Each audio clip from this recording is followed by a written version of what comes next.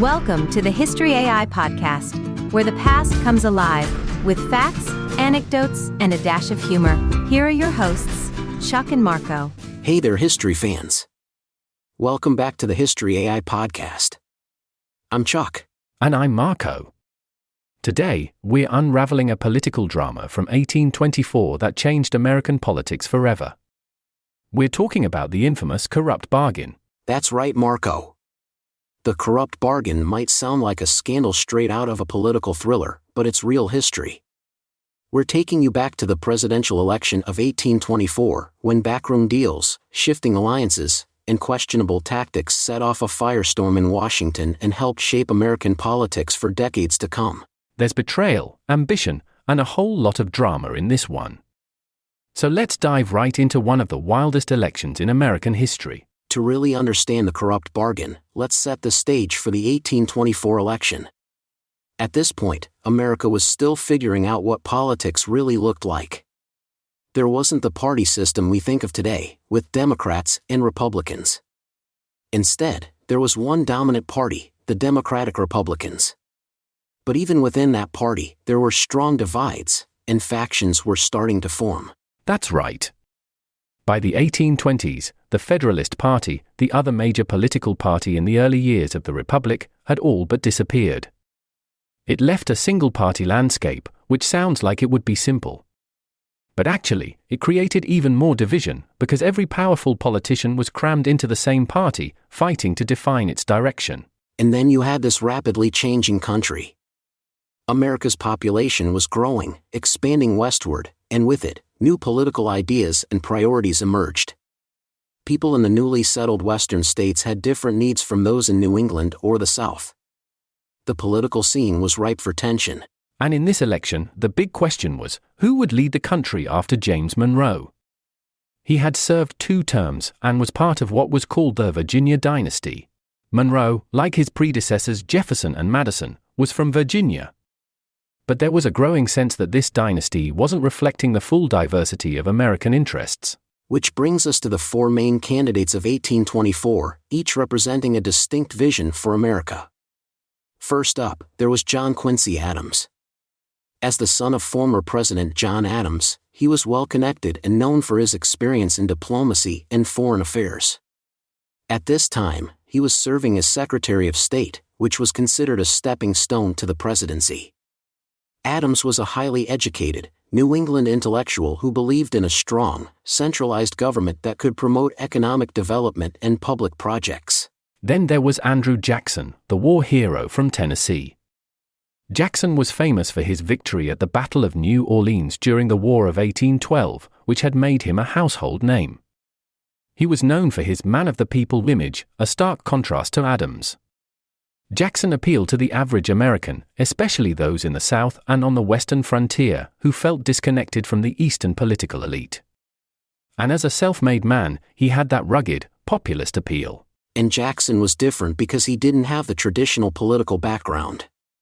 He wasn't a diplomat, a cabinet member, or a legislator, he was a general. To many, that was a good thing, because they saw him as uncorrupted by Washington politics. But to others, that lack of experience made him risky. Could a general, who was used to command, understand the nuance of governing? Then we have Henry Clay, the Speaker of the House, known as the Great Compromiser for his knack at negotiating difficult issues in Congress. Clay was charismatic, a gifted orator, and represented the western states. He had ambitious ideas about the role of government and advocated for what he called the American system, a plan for a strong national economy that included federal funding for internal improvements like roads and canals, a protective tariff to support American industry, and a national bank.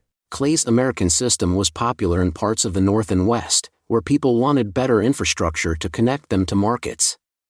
But it wasn't so popular in the South, where many saw the protective tariffs as benefiting northern industry at the expense of the southern economy.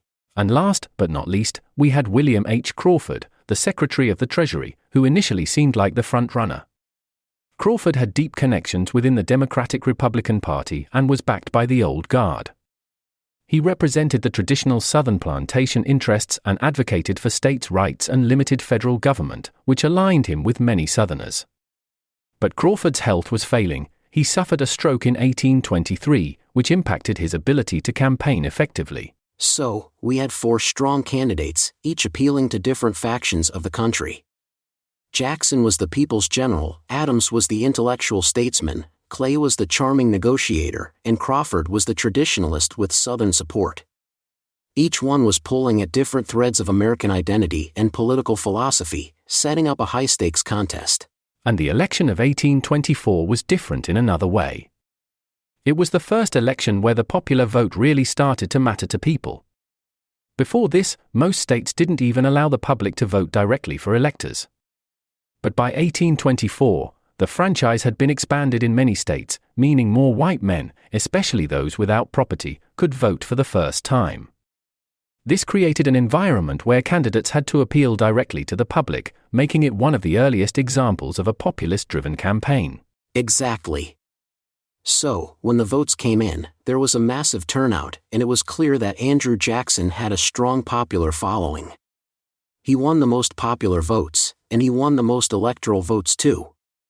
But, here's the twist, he didn't win enough electoral votes to secure a majority, and that's where the whole process got complicated. So, with no clear winner in the Electoral College, the 1824 election was thrown to the House of Representatives. Under the 12th Amendment, the House would choose the president from the top 3 candidates, Andrew Jackson, John Quincy Adams, and William Crawford. And here's where things started to get complicated. Remember, Henry Clay finished 4th and was out of the running, but as Speaker of the House, he still held a lot of power over the proceedings. Even though he wasn't a candidate anymore, he had significant influence in the House, where the final decision would be made. Clay also had personal and political reasons for wanting to control the outcome. Clay saw Andrew Jackson as a huge threat. To him, Jackson was a political novice and a potential tyrant. He had been a war hero, yes, but that didn't mean he was equipped to run the country. Clay believed that Jackson's populist appeal and rough, frontier personality made him unfit for office. He thought Jackson lacked the restraint and experience necessary for the presidency and worried that Jackson's temper could lead to abuses of power. And Clay wasn't the only one with these concerns. Many congressmen from the political elite saw Jackson as dangerously unpredictable. His rise from a military background, without the traditional education or political experience most expected in a president, was viewed as destabilizing to the order they were used to. On the other hand, Clay had more respect for John Quincy Adams. Politically, they had similar ideas, particularly on the American system that Clay was so passionate about. Both believed in using federal power to support infrastructure projects and foster economic growth. They were both advocates for building a strong national government to support a growing country. So, Clay decided to throw his support behind Adams. He worked behind the scenes, using his influence as Speaker to lobby congressmen in the House to vote for Adams. Although this wasn't an outright deal, Clay's influence carried a lot of weight in the House, and he made it clear that he believed Adams was the best choice for the nation. Now, here's where things get murky. Jackson and his supporters believed that something more sinister was going on. Just days after the House vote, when John Quincy Adams was officially declared the winner, he appointed Henry Clay as his Secretary of State. In those days, the Secretary of State position was considered the stepping stone to the presidency, almost like the unofficial heir-apparent role. 3 of the previous 4 presidents had been Secretaries of State before moving into the Oval Office. That's right. To Jackson supporters, this looked like a blatant quid pro quo, a you scratch my back, I'll scratch yours deal between Adams and Clay.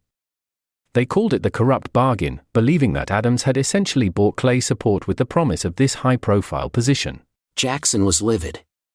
He had won the most electoral votes and the most popular votes, so he and his supporters believed he was the rightful president. To them, the will of the people had been betrayed by a backroom deal. Jackson was known for his fiery personality, and he felt personally wronged by what he saw as a corrupt political scheme. And it's not hard to see why people found the situation suspicious.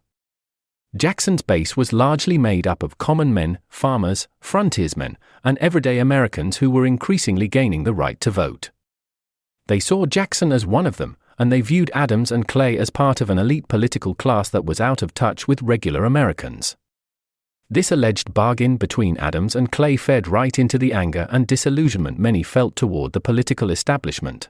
In fact, Jackson's supporters saw this as proof that Washington politics was a rigged game controlled by elites who didn't care about the will of the people. And Adams and Clay did little to dispel the rumors.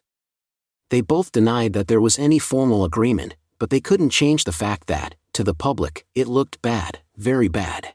For Jackson supporters, this perceived betrayal became a rallying cry. They used the corrupt bargain as a potent slogan, one that suggested Adams and Clay had essentially stolen the presidency through shady deals and insider influence. Newspapers across the country picked up on this, with Jackson supporters in the press portraying Adams and Clay as conspirators against democracy. And Jackson wasn't going to let it go. He spent the next 4 years campaigning hard for the presidency, using the corrupt bargain to paint himself as the people's candidate, unfairly robbed of his rightful office by the political elite. He framed Adams as the ultimate insider who cared more about Washington connections than the voters. And Jackson's populist campaign resonated with a lot of Americans.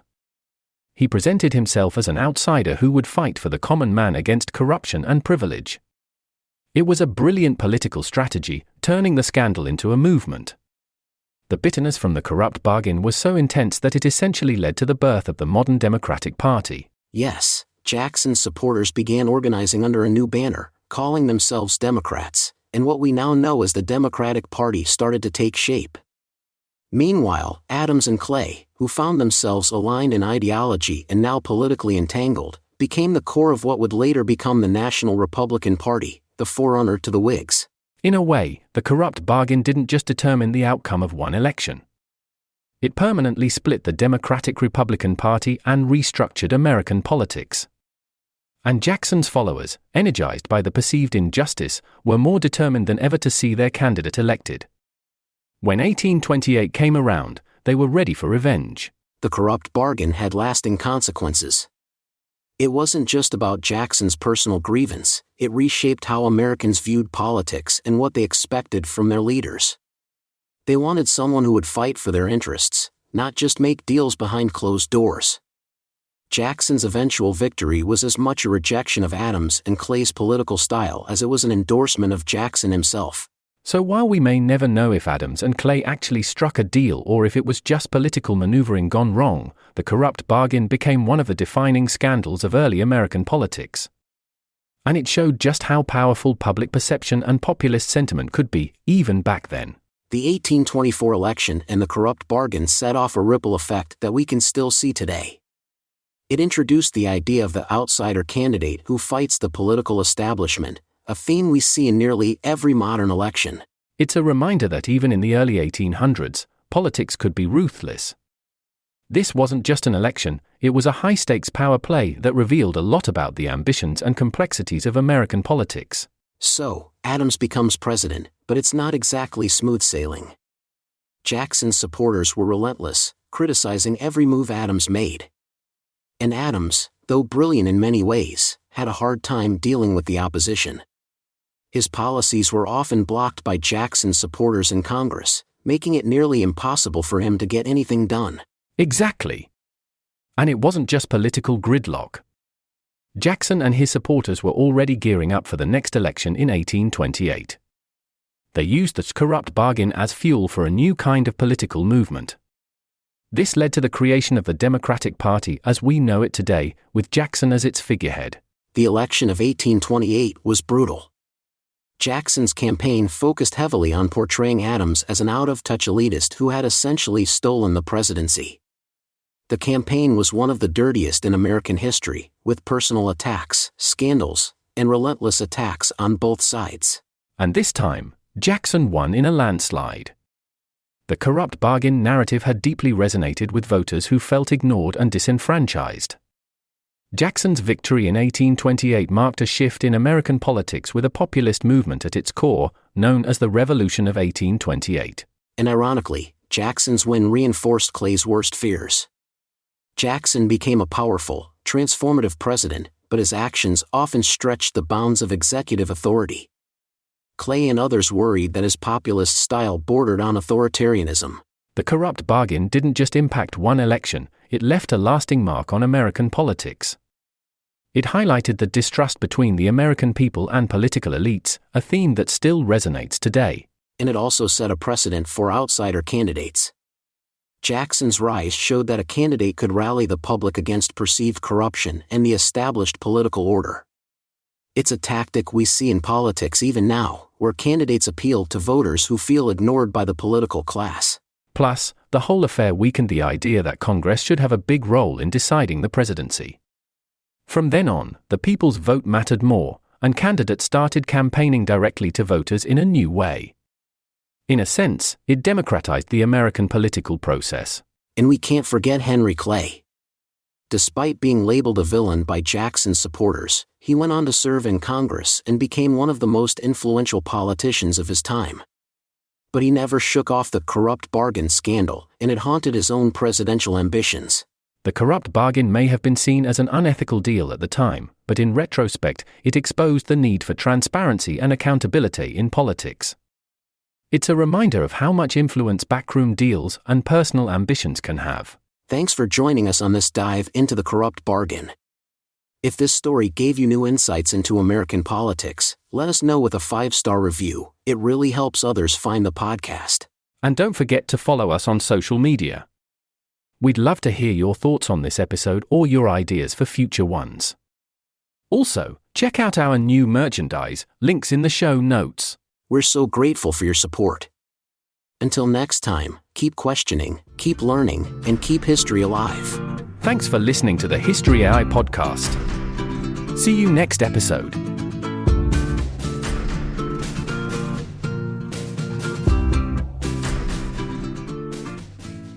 Discover the dark, enchanting world of Shadowed Journeys, the tales of Jordan and Squishy. Follow Jordan, a seemingly innocent girl with a hidden power, and her loyal companion Squishy, who reincarnates into different animals after each battle. Venture into the ominous depths of the Whispering Woods as they face fierce creatures and uncover ancient secrets.